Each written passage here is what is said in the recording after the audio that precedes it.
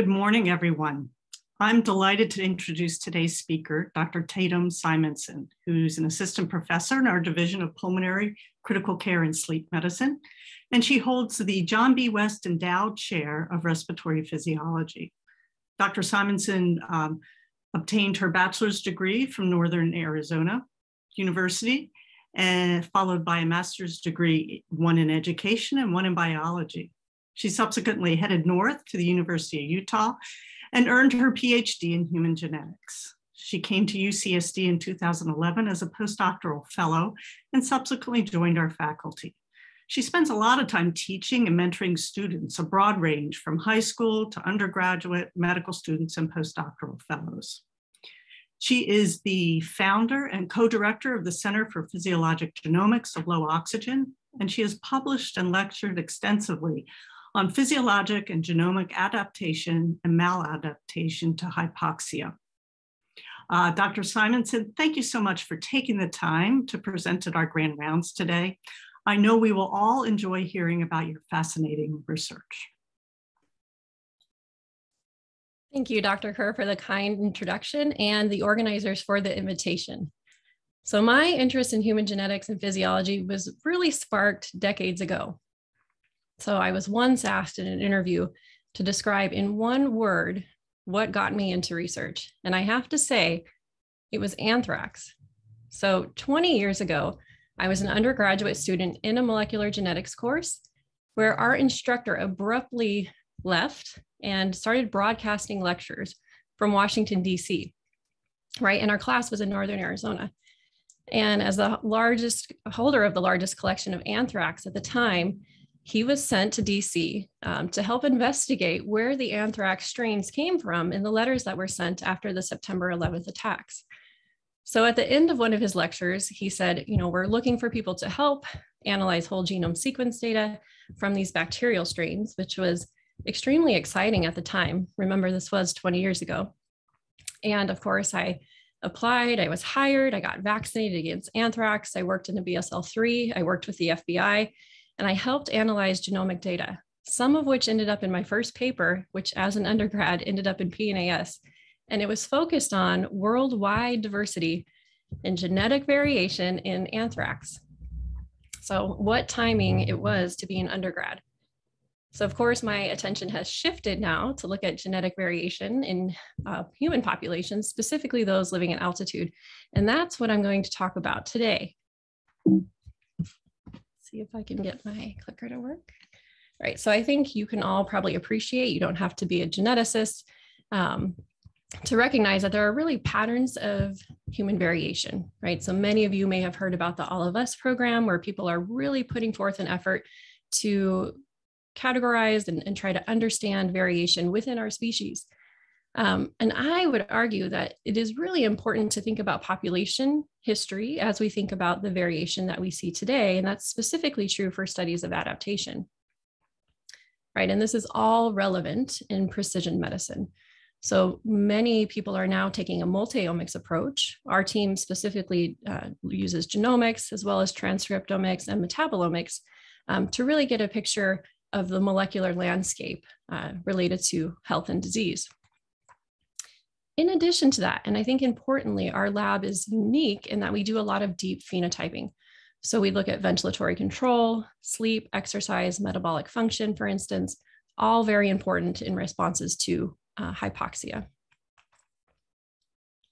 So I'm sure I don't have to remind this audience, but the Nobel Prize in Physiology and Medicine in 2019 was focused on these hypoxia-inducible factor pathways. So I'll be talking a bit about these today. Obviously, they're very relevant in studies of adaptation to hypoxia, but also many disease states.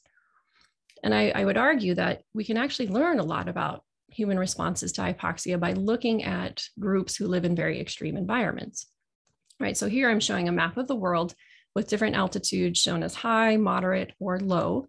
And I just want to point out a few different sites here, and I'm sure you can already see this. It stands out quite clearly that there is a region in Central Asia, the Tibetan Plateau. It's about 4 times the size of Texas, so a very large geographic area, where populations have lived up to 30 to 40,000 years at these very high altitudes, above about 3,500 meters or close to above 13,000 feet.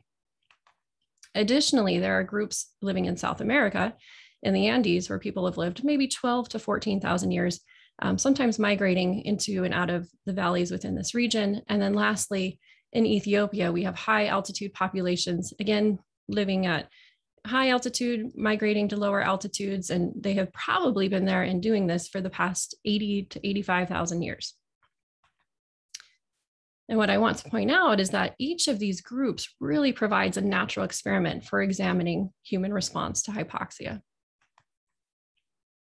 Now, I want to walk you through just sort of a snapshot of different physiological traits that we see at altitude. So we could have a sojourner, a person who travels to high altitude of lowland ancestry, right? They have certain responses when they are exposed to hypoxia. Andean, Tibetan, and Ethiopian populations, which are the groups who have lived there, again, for hundreds and hundreds of generations. So what I'm showing you here on the left is hemoglobin concentration in these individuals, lung volume, something called the hypoxic ventilatory response. That's simply how much breathing a person does in response to low oxygen. And then lastly, oxygen saturation. And this is a very generic slide. And I don't love it because it is sort of generalizing these groups when there is in fact a lot of variation within. But what I want to point out is that there does appear to be a collection of traits exhibited by these different groups at high altitude that may be adaptive or maladaptive. Now, one of the hallmark differences for Andean and Tibetan populations is really their hemoglobin concentration. So let me just show you a figure here that was published by our colleague Cynthia Bell in 2007, summarizing some of this work. So you'll see on the y-axis that we have hemoglobin concentration, and this is at 4,000 meters. So again, at very high altitude in Andean men and women. And what I'm showing you here in red is the range of hemoglobin values you would expect to see in somebody at sea level. So here in San Diego. All right, so clearly, Andeans have an elevated hemoglobin concentration at high altitude. However, when you look at the Tibetan population, you see that they actually fall within this range of what you would expect to see at sea level, despite the fact that they're living at like 14,000 feet, right? So there is definitely some mechanism that Tibetans have to maintain a lower hemoglobin concentration, even though they are at high altitude. So of course, we suspect this might be related to their adaptation. And if you think this is sort of a one-off that you can look at genomes and identify adaptation, it's actually not the case. There have been studies now, I would say within the last decade specifically, that have really been able to look at worldwide populations and identify these outlier regions of the genome, which I'll be discussing. In fact, the study that was published in Science just a few years ago highlighted some of our work on high altitude, both from the Tibetan studies and the Andean studies that we've completed. So I've divided my talk into a few different sections. The first will focus just on some of the Tibetan studies. So this is some of the earlier work our research team was able to do in the same Tibetan village, which has really been key over the years at 4,200 meters. So initially we set out with the hypothesis that genetic targets of selection, so again, genes that would be favorable or variants within genes that would be favorable in a population would be involved in that hypoxia inducible factor pathway, right? So we termed these our functional candidate genes. And this is just a schematic of that general HIF pathway where you have these HIF subunits of a transcription factor that get degraded under conditions of normoxia. And during hypoxia, they are able to translocate to the nucleus where we have these response elements in the genome and hundreds, and we think now perhaps thousands of genes can be turned on in response to hypoxia. So this initial set of genes that we had, we were very stringent. We ended up, I think, with 245 genes on our list of sort of a priori functional candidates. Then we performed two different tests of selection to look for regions that might be adaptive within the genome. And essentially, we wanted to look at the overlap of genes we thought might be involved and then genes that are showing this incredibly strong signature in the genome. Well, you might be wondering, what does that signature look like? right? So just like those anthrax strains that we were studying many years ago, when you have a sequence of a genome, you can compare it to a reference, right? And when you compare it to the reference, you can look at if there is, determine whether or not there are variations within those regions. So here I'm showing these single nucleotide polymorphisms, or these SNPs, as these black dots, where basically there's just a deviation from the reference at that particular site. And so unlike bacterial genomes, right, we all have 2 chromosomes here. So this would be, I guess, an example of 5 individuals whose genomic regions are lined up compared to a reference. And if there is a difference, then we see one of these black dots. These are, again, those single nucleotide polymorphisms or single nucleotide variants. Now, when we have an adaptive event, right, a new de novo variant arises in the population, or perhaps there's some standing genetic variation, meaning it was already in the population, and then when you put it in a particular environment over many generations, it can increase in frequency because it has a selective advantage. And when that happens, it leaves this really striking signal in the genome. So here, I hope you can appreciate we have maybe a neutrally evolving collection of chromosomes here, but here, something's fishy, right? Everything appears to be the same. There's a lack of diversity. And we call this haplotype homozygosity. And so we can look at these haplotypes and find this pattern within the genome. Now, I should point out, these regions are quite large, right? They can be about a megabase in size. And so it's really, again, trying to narrow down the regions of interest, but there could be potentially many genes within these regions.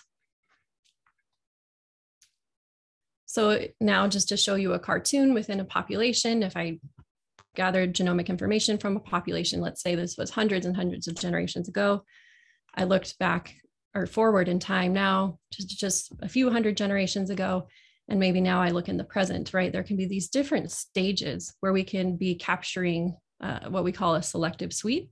And we use different statistics for that. And I'm not going to go into the details, but just know that we can identify sweeps that are incomplete, where there's still a bit of variation within the population, or those that are complete.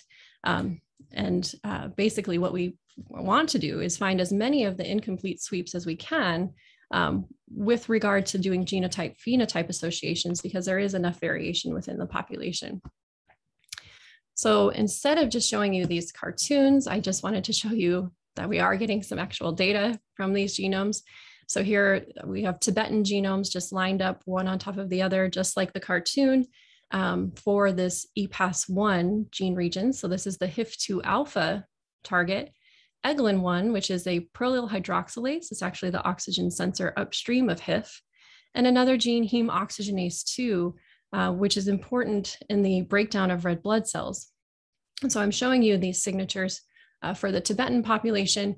And again, I hope you can appreciate when I compare that with Han Chinese signals. So when we look across the Han Chinese genomes, we do not see the same very striking pattern where there's a lot of this homozygosity within the population.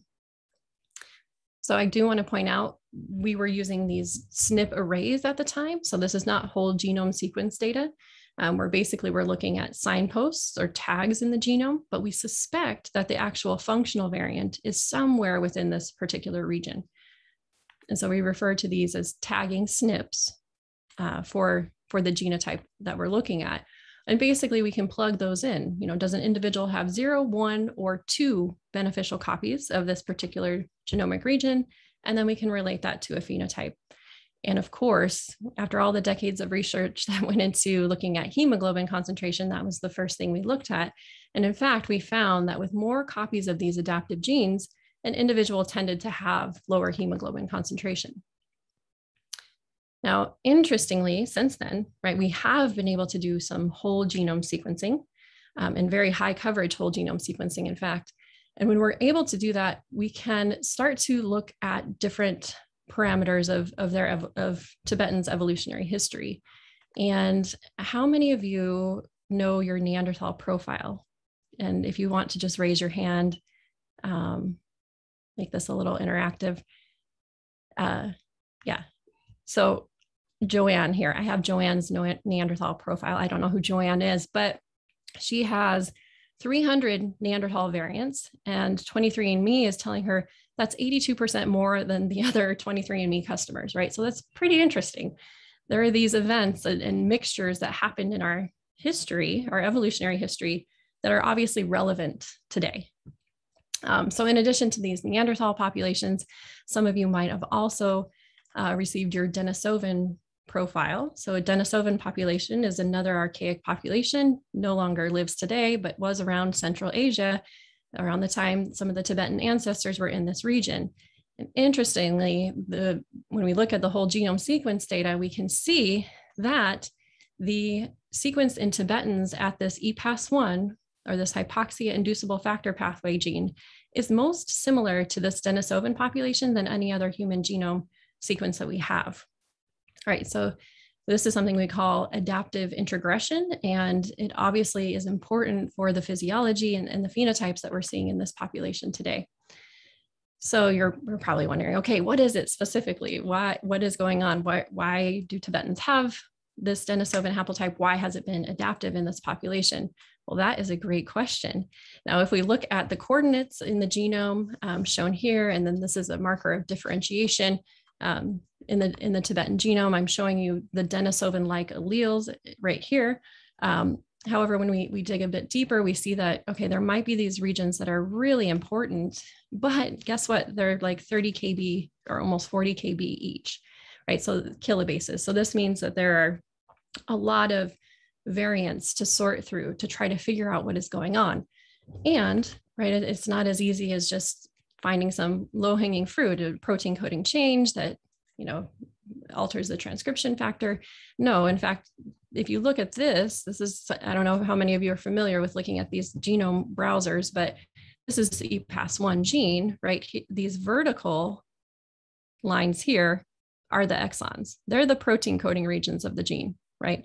The rest of this is non-coding, and then there's regions that are outside of that are non-coding, but can be important for genome regulation.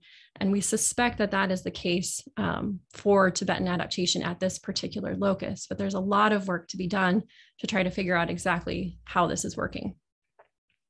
But we have to say we are quite convinced that our report, being one of the first at the time, is really pushing this field forward. We're really starting to understand which genes are important in this process. And so this was a word cloud that Wanjun Gu in my lab created based on all of the previous studies. And you can see a lot of people are converging on the identification of this EPAS1 gene that we had identified. So if we look at some of the other adaptive regions that have been reported in Tibetans, I'm showing you just a table here of genes identified in more than one Tibetan study. So here's our study, which was the first, and then many others were reported after that. And I would say at this point, possibly hundreds. And then we had those interesting findings with the Denisovan. I do want to point out too, we have done some functional work regarding this Eglin1 gene, or that prolyl hydroxylase. And actually here we did have some low-hanging fruit. We identified some protein coding changes within the first exon of this gene that have proven quite important for adaptation. And then in addition to that, there are many other genes, and maybe these aren't highlighted as much in previous studies. And I think, right, there starts to be almost a bias that occurs. People start looking for particular genes, but even in these unbiased studies, we're seeing that, for instance, heme oxygenase came up in our study, and it's been coming up in a few other studies as well. And so we're quite interested in following these up and have really prioritized them for future analyses. Additionally, we have data and we have access to data from other populations, right? Not just Tibetans. And we can see that some of those population studies have revealed some of the same genetic targets. Again, these are largely based on the SNP arrays, so not yet a lot on whole genome sequence data, although I will tell you a bit about that a little bit later. But yeah, there are definitely some signatures of convergence across high altitude populations. And even when I went back to some Mongolian villages, also at high altitude, and we found some of these genes there as well. But I do want to point out, in addition to looking across human populations, people have looked across species, and they identified a number of genetic targets in horse, dog, chicken, snake, cattle, goat, I mean, you name it. We're seeing that this EPAS1 region is so important for high altitude adaptation. across these various species. And so this has been a really exciting follow-up, and we just recently published a review on some of this work. Okay, in addition to that, I should point out, not just EPAS1 again, right? There's these other genes, the hemoglobin cluster, for instance, we're seeing greater oxygen binding affinity in deer mice and hummingbird at high altitude. Some of the yak studies that have been done are showing adaptive signatures that we see in the Tibetan population. And then I'm sure you're all familiar with Gabby Haddad's work here at UCSD, looking at Drosophila and experiments that have been done over hundreds of generations in the fruit fly, where they're identifying genes like SENP1 as being targets of selection that they also find in their Andean studies. And in fact, we see in our Tibetan studies as well. So getting back to some of the physiology, right? Why lower hemoglobin concentration in these Tibetans at high altitude? We know it's a universal response for many people to increase their hematocrit or their hemoglobin at high altitude. Some studies, and again, these were done in Danish individuals, so always important to consider ancestry, but they were looking at isovolumic changes in hemoglobin, and they appeared to not really affect exercise capacity. We have some preliminary data from our Andean studies as well to suggest the same. And then lastly, increased blood viscosity is associated with negative physiological outcomes. So having really elevated or excessive red blood cell production can be obviously detrimental as you're trying to pump this throughout your body. So the fact that Tibetans have this range of hemoglobin concentration really provided a natural opportunity to study this issue. And so this is when we went back to that same village where we had done the genomic studies to look at each step of the oxygen transport cascade, right? So going from the inspired air, alveolar air, to the arterial blood, muscle, and venous blood, and looking at each step in individuals during exercise. So we collected data during exercise doing a VO2 max test. And so we have a number of different ways of doing this. We've collected ventilatory measurements. We had expired gas analysis. We were able to put in arterial lines. So we were able to get a direct measurement of the PO2, PCO2, and pH. We gathered information about cardiac output, oxygen saturation, and then obviously calculating P50. And then the venous PO2 was calculated, and lung diffusion and muscle diffusion capacity were determined using a Bohr integration. And so this really gave us a full picture and some more insight into what could be happening with respect to hemoglobin in this population. And so the first thing we looked at was, of course, the peak VO2 or the VO2 max. And for these slides, I'll be showing individuals with low hemoglobin with an open circle and high hemoglobin with a closed circle. And so what you can see is that individuals with lower hemoglobin tend to have increased exercise capacity. And in some situations, this might seem a bit counterintuitive, but they're really quite different if you think about it. So with elite athletes, maybe using EPO to slightly increase their red blood cell production to obtain a very slight advantage is very different than having natural selection occur over hundreds and hundreds of generations in order to survive. And so, it may seem counterintuitive. People may be interested in exactly, how this is working in the Tibetan population, because maybe there is some benefit for athletes to be gained. But I do feel like just understanding this variation in general is important for understanding health and disease. So here, now I just wanted to switch and look at hemoglobin with each step of the oxygen transport cascade. So here we see that there is not a relationship with ventilation, and we're using the arterial PCO2 as a proxy for ventilation, nor diffusion capacity in the lung. However, when we look at cardiac output and diffusion and capacity in the muscle, we do in fact see a relationship with hemoglobin concentration. And I should point out in these slides, I hope you're tracking them fine here with the hemoglobin concentration going from high to low.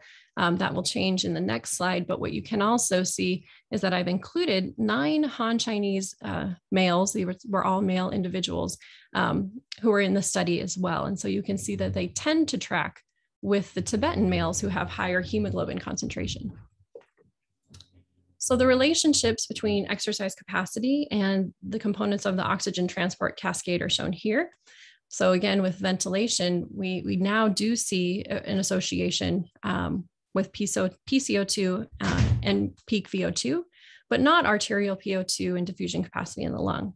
Again, however, heart and muscle appear to be the major factors involved in explaining the variation in peak VO2. So we think that Tibetans with lower hemoglobin concentration have increased exercise capacity involving heart and muscle. So just to summarize for this portion of the talk, right? We've talked about Tibetans in general tend to have a lower average hemoglobin concentration. This is related to adaptive changes in their DNA. Lower hemoglobin concentration is also associated with increased exercise capacity, which is mostly explained by heart and muscle function. So not so much the lung. Now, I had referred to a paper that was published by Cynthia Bell's group long ago, looking at hemoglobin concentration. And interestingly, she had also reported on the hypoxic ventilatory response in populations at high altitude. And one of the striking things that was found here is that Tibetans tend to have more variation in this response compared to what we refer to as a blunted hypoxic ventilatory response in Andeans. And so we have teamed up with her group to go back actually to a few different villages in Nepal. This is James Yu and Esteban Moya from my lab, who spent their summer collecting control of breathing measurements in 400 Tibetan women. So some of the data are shown here. We do see a relationship between the HBR and hemoglobin concentration. It's pretty slight, as well as with saturation, right? So if an individual tends to have a higher HBR, their saturation tends to be a little bit higher. This all makes sense.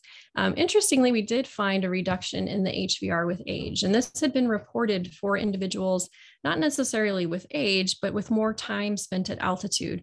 People's HBR tends to decline over time. And so this was really interesting and something that we're following up on.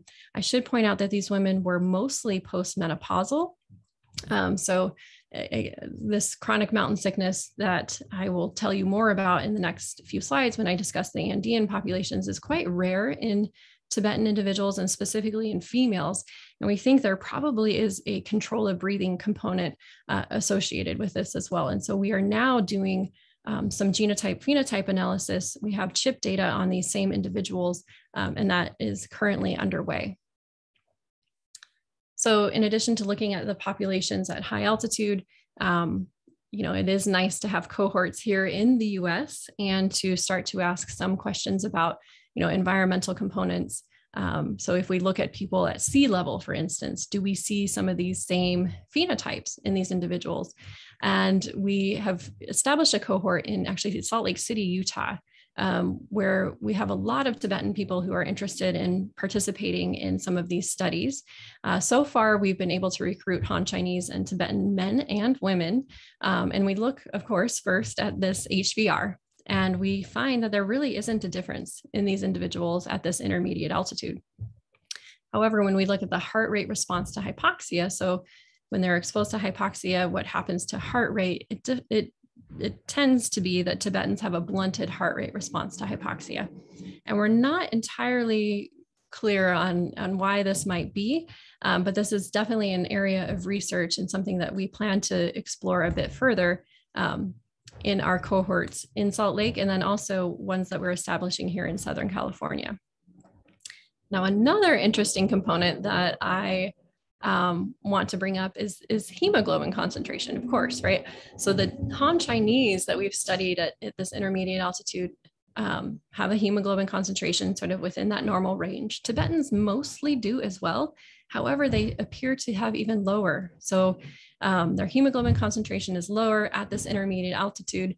And this is interesting. There was a study published in Tibetans living at sea level, and they found that there was about 1 gram per deciliter lower or less hemoglobin in Tibetans compared to Han Chinese, right? So this is interesting and obviously relevant for this population and something to take into consideration if we're talking about personalized medicine.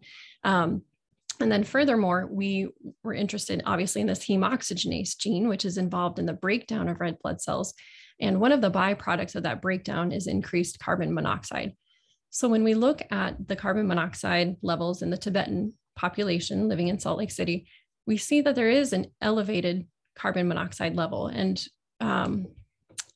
obviously we were trying our best to recruit individuals who said they were non-smoking.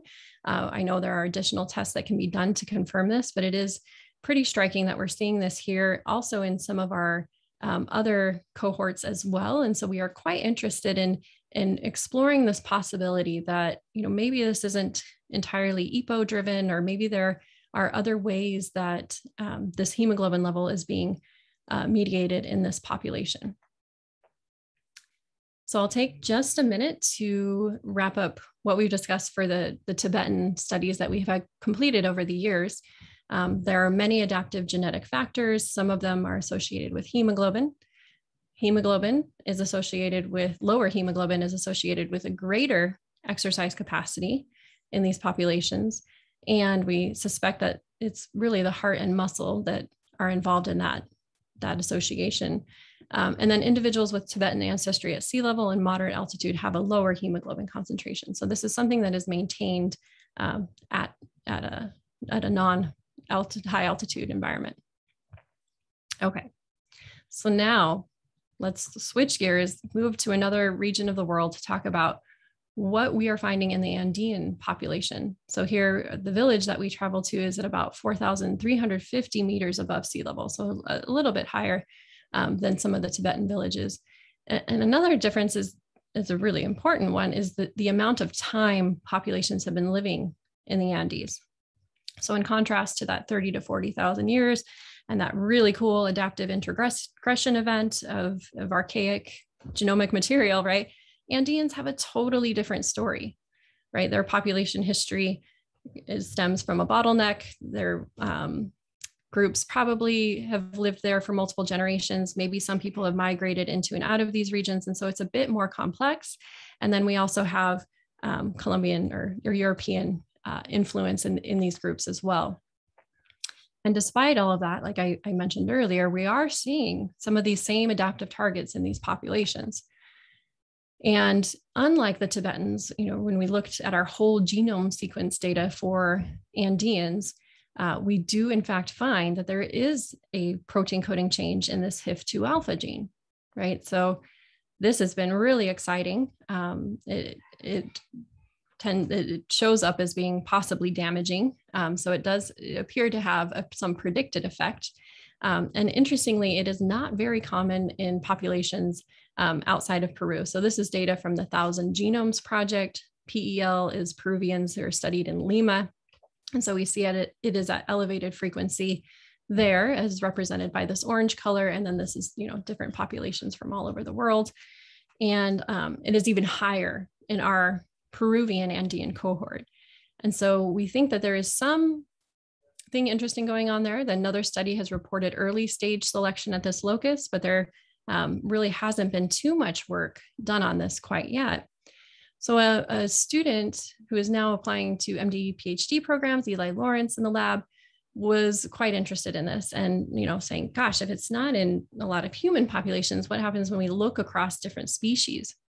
Well, it turns out it is quite conserved in the 100 vertebrate genomes that we have access to, with the exception of a coelacanth, which has the same amino acid as the Andean highlanders. So maybe there is something interesting going on with this sort of living fossil of coelacanths.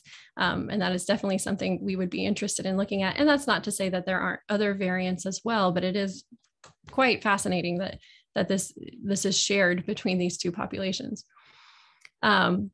So I was mentioning earlier about Eglin-1, right? We know there's association with hemoglobin, and it has all of these important roles, functional roles that we've identified in the Tibetan population.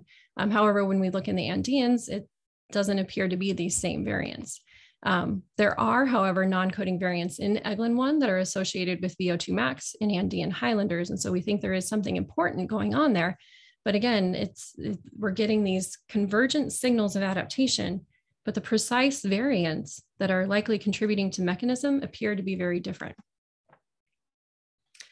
So one of the things I wanted to point out with the Andean population is that they have a higher prevalence of something called chronic mountain sickness. So chronic mountain sickness is something that is typically defined by the hemoglobin concentration being greater than 21 grams per deciliter in men and greater than 19 grams per deciliter in women. And then we have shortness of breath, trouble sleeping, headache, cognitive impairment, cardiac failure, and stroke.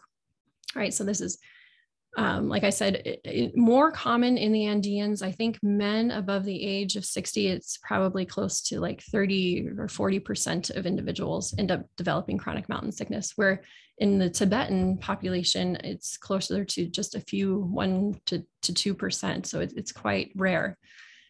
This is a picture of a Tibetan individual who at the time I didn't really appreciate how rare this was, but an individual with chronic mountain sickness.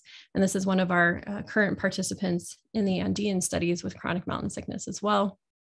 And what has been so fascinating to me is that, you know, some of this variation that we're seeing in high altitude populations really parallels what we see in pulmonary disease, where some individuals might have an elevated hypoxic response, or they might tend, you know, to breathe more with something like chronic obstructive pulmonary disease, where others maybe less so.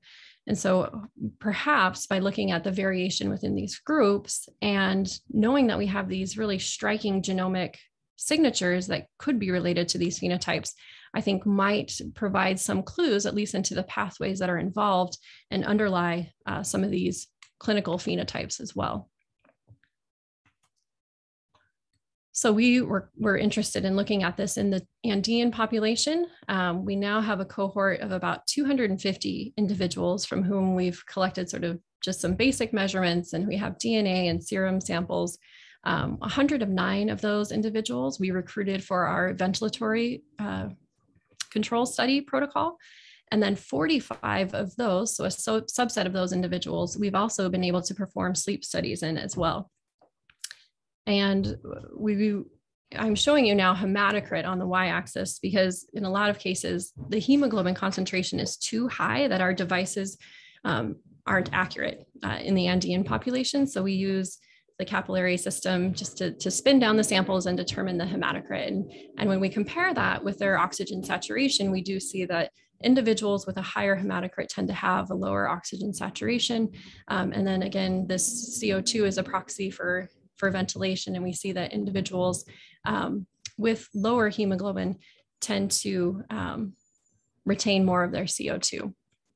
So these are interesting findings. Other groups have reported some of this as well, especially the association with hematocrit and oxygen saturation. So again, we took this a step further by looking at some of the sleep phenotypes or the sleep data that we could obtain. So these are different metrics here. We're showing nadir sleep, mean sleep, and then time spent below 80% saturation during the night. And I'm sure some clinicians are probably cringing, right? These levels are quite low. So we do find an association with hematocrit here as well. So with this lower, with higher hemoglobin, individuals tended to have a lower nadir and mean saturation, and they tend to spend more time below 80% oxygen at night. We're trying to figure out why this is exactly, and probably more importantly, figure out the different patterns of these hypoxic burdens, we call them. So we've been looking at the control of breathing, and we see, again, this relationship with HBR. So how much an individual is breathing tends to correlate with their oxygen saturation. We also look at the hypercapnic HBR and see a relationship both in men and women as well. And then interestingly, for the sleep, we see that individuals with a lower hypercapnic ventilatory response tend to spend more of the night under 80% oxygen saturation. And so again, how this plays into sort of the degree or the duration or the number of events, and how that could then impact gene expression and some of these cardiometabolic pathologies, and sort of start this whole vicious cycle of development of chronic mountain sickness, I think remains to be determined, but we suspect that sleep is a very large component of this. So just to summarize for the Andean portion of the presentation, right, we have individual responses to chronic and intermittent hypoxia, again, experienced during sleep apnea. likely impose these long-term outcomes and development of chronic mountain sickness, unfortunately, in some individuals. So we're looking at hematocrit and saturation, the chemo reflexes, which I think, if we didn't have the pandemic, we would be back there doing more studies specifically on this as well. But trying to follow up and do more work on the cardiometabolic dysfunction that occurs. I should say we have started some longitudinal studies in these groups as well. So hopefully we will be able to track individuals over time and better determine what individual factors are leading to this manifestation of maladaptation. Okay, I'm going to switch gears on you again just for a moment to talk about some of the work that we've done at the University of California Research Station at 3,800 meters. Right, so I haven't discussed much about the biomarkers that we're interested in looking at, but this one, interleukin-6, was of particular interest. It was exhibiting a signature of selection in the Andean population, and we also see that individuals with CMS some of them at least, tended to have higher IL-6 compared to these non-CMS individuals, and this was associated with this chronic mountain sickness score that we can give. So we took individuals from sea level up to this Barcroft station, so here in California, and we basically just examined, how do IL-6 levels change in these individuals when you bring them to high altitude? And obviously it's increased. It's much more so in some of the Andean individuals. Again, I suspect there's some individual components or perhaps the amount of time an individual has been living with CMS that are contributing to that variation. But it is interesting to see that we can find some of these same biomarker signals in people that we can study here in San Diego and up at high altitude. And then lastly, I'm going to take you down to the deepest seas, right? So here we have the Scripps Institution of Oceanography at UCSD. And a lot of interesting work has been done on looking at diving mammals, right, who are also exposed to hypoxia on a regular basis. So here, I wanted to highlight again one of our favorite genes, hemoxygenase 2, which is involved in that endogenous carbon monoxide production or the breakdown of red blood cells. And what was funny was one of the postdocs in my lab had sent me this picture he found of like this individual Sherpa who's smoking a cigarette. And he said, hey, that's so funny because, here we are hypothesizing about CO. Do Tibetans smoke a lot? And I said, yes. In fact, when we're in some of these villages, it is so challenging to find people who don't smoke, which is surprising to me, right? It's like, how are you doing this living at super high altitude? And they say it makes them feel better. And I don't know if there is anything to that or not with the carbon monoxide story. And I am not, advocating that people smoke cigarettes, but it is just sort of a funny cartoon here showing that, maybe there is something to this carbon monoxide.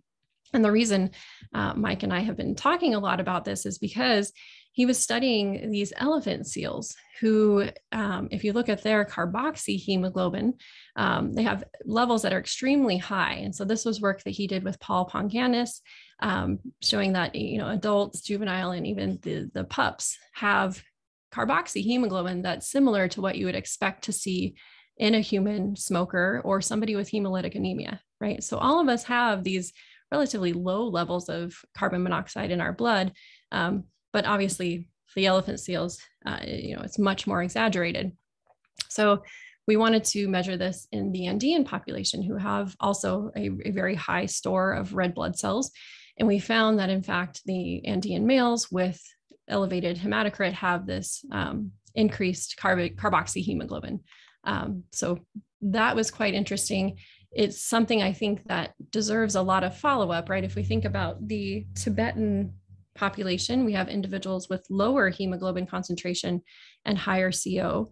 So to me, the question is whether or not there's some sort of production versus destruction difference in these groups, right? Where Andeans have excessive levels that are being broken down, perhaps Tibetans, the destruction is occurring, but they don't have that excessive production. Therefore, hemoglobin concentration is decreased. And so that's an area of research that we're quite interested in. And I have to say, this is all sort of coordinated through this center that I founded and co-direct with a team of investigators from anthropology, pulmonary, critical care, and sleep medicine, as well as Scripps Institution of Oceanography. And so the co-directors are all shown here. And I think really our shared goal is to look at physiological and genomic variation, really try to integrate these different responses in different populations, right? Not just individuals, let's say, of European ancestry, which, coming from the genomics world, it's like 80% of the GWAS today are published based on studies of individuals of European ancestry, right? So how can we expand that further to better understand some of this variation within humans? So we can look obviously across the spectrum, adaptive to maladaptive, adaptive being those stories I told you about populations living at high altitude, or perhaps these diving mammals, maladaptive, thinking about some of these phenotypes that you might see in the clinic. I should mention too, we're also collaborating with Mazen Odish, Amy Bellinghausen-Stewart, Bob Owens, and Atul Malhotra to do some studies on the ECMO patients who are being treated for COVID, and thinking about, could there be some individual variation that contributes to somebody sort of progressing down this route of having very severe disease in COVID-19. And then obviously like the spectrum of everything else in between, right? We just have so much work to be done to understand this variation and really integrate it across these fields. And so with that, hopefully we'll have enough time for questions, but I just wanted to go through the conclusions one last time to really emphasize, right, there are physiological traits that vary among, but also within high altitude populations. And using these really strong tools, we can search for genetic targets of selection. And we have successfully identified links between these adaptive gene regions and phenotypes at high altitude. Specifically hemoglobin concentration in the Tibetan populations. And we see that hemoglobin is further associated with a VO2 max in that population. And then we also see that, perhaps it is some of this nighttime reduction in oxygen saturation experienced by Andeans that could be contributing to some of the negative outcomes that we're seeing in some of their pathologies. And sort of the development of that is a big question, something that we're actively pursuing right now. And then lastly, I just want to point out, it's really these unique histories that contribute to population and individual variation that we see today, right? So I've tried to emphasize this really fascinating story about the Tibetan population and the history there, pointing out too, many of us have these archaic variants within our genomes. So that history does play an important role, I think, when we think about personalized or precision medicine. And I think it is really important for us to understand how these systems are working. And I didn't get a chance to mention it, but we've actually, working with the Comar lab and the Fox lab, been able to generate some of these specific variants in cell lines using the CRISPR-Cas9 system. And from there, we're trying to test the physiological function. So for instance, that EPAS1 variant with a protein coding change in the transcription factor is now in a cell line that we're testing in hypoxia and looking for functional outcomes. So I think, right, there's so much work to be done, but I think it's important to take a step in that direction. And with that, I will wrap up with my acknowledgements. Really, there's just so many people who have been involved in this work over the years. I first want to thank the participants of the studies from various Tibetan communities, our group in Cerro de Pasco, Peru, and in Nepal most recently, right before the pandemic hit, where we were able to study about 400 individuals there. And then the San Diego, and also I should mention San Francisco, we've been able to recruit some individuals for our studies of individuals of Tibetan ancestry, as well as Salt Lake City. And then at UC San Diego, for my postdoc, I came to work with Peter Wagner, and have also since worked with Frank Powell and Atul Malhotra, just sort of the A team of pulmonary critical care and sleep medicine. And then a number of investigators on my team, some visiting scholars as well, who have just been really instrumental in getting a lot of this work done. And also collaborators in China and Peru, and then various groups from different institutions I've worked with over the years. And then lastly, the funding, right, which has been really key for some of this work, including a National Geographic Explorer grant, grants an R01 from the NIH, Parker B. Francis, and APS.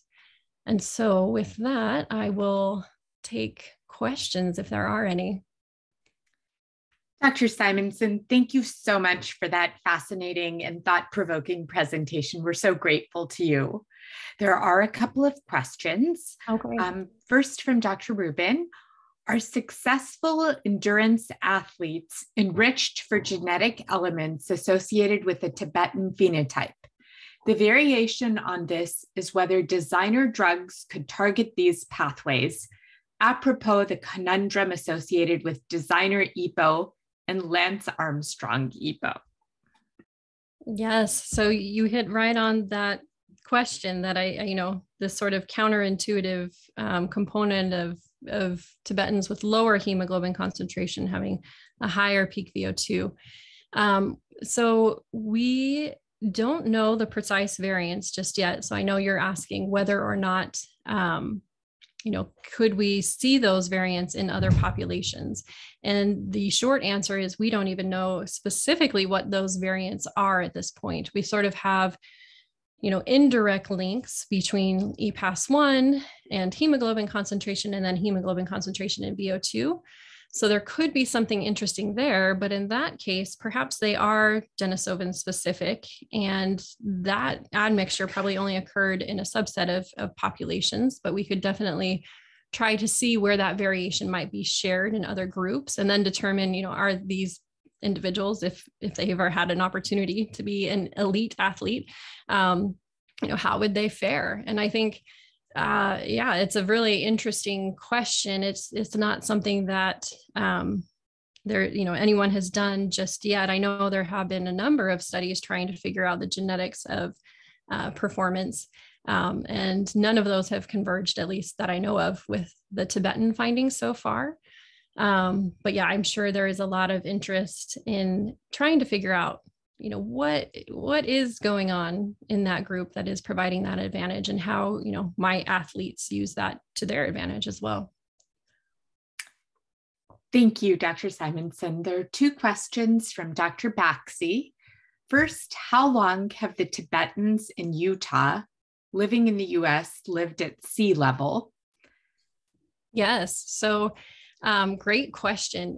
Many of them had been living there as lifelong residents, but that's not true for all of them. Some were like refugees who had lived in India and then came over, so they were born at high altitude. And I'm glad you brought up this question, because it's something we are very careful to document, considering there could be epigenetic changes as well.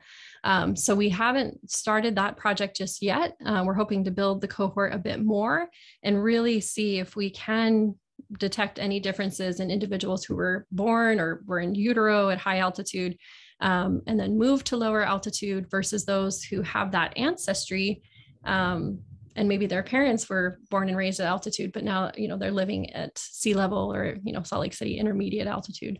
So yeah, great question. Absolutely. Thank you. And two related questions from Dr. Baxi and Dr. Parker. Can you describe the IRB approvals and recruitment logistics in these diverse populations, particularly in Tibet and in the Andes? Absolutely. So we work very closely with the local groups in both regions. And so it's always a back and forth with the IRB process. We get approvals both through UCSD and through sort of the host institution there. So a lot of times it's just a huge collaborative effort to make sure, we have approval in both places. The question about recruitment, I think, is important too, right? There's such a big component of being connected to these groups. So a lot of times, like the group in Tibet, for instance, we have a physician going with us, a couple of physicians who are able to do some just sort of basic wellness checks and health checks or screens. And sometimes we're doing echo and other things so that people can, have some results from these studies and then potentially be sent for various treatments as well. So that is a component that they have incorporated into really, giving back to some of these communities.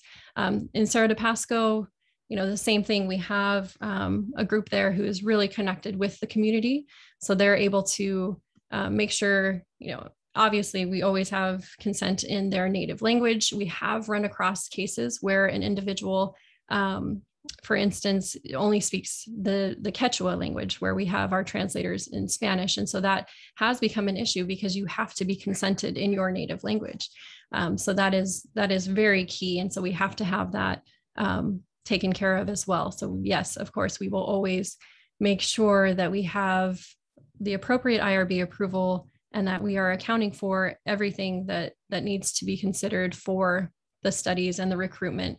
But in addition to that, I think, the importance of giving back and involving this community. And we've specifically done this more with the National Geographic grant working in Peru, where we're interviewing individuals, really getting information about their life story, what they would like to see from these studies, how is this helping them, basically. And then in a larger context, also letting them know this could be applied to a number of other pathologies, right? So I think that is all really crucial in doing this sort of work. Dr. Simonson, thank you so much for sharing this remarkable work with us. We're so grateful to you. And I hope that everyone will join us again next week for Department of Medicine Grand Rounds. Thank you again. Thank you.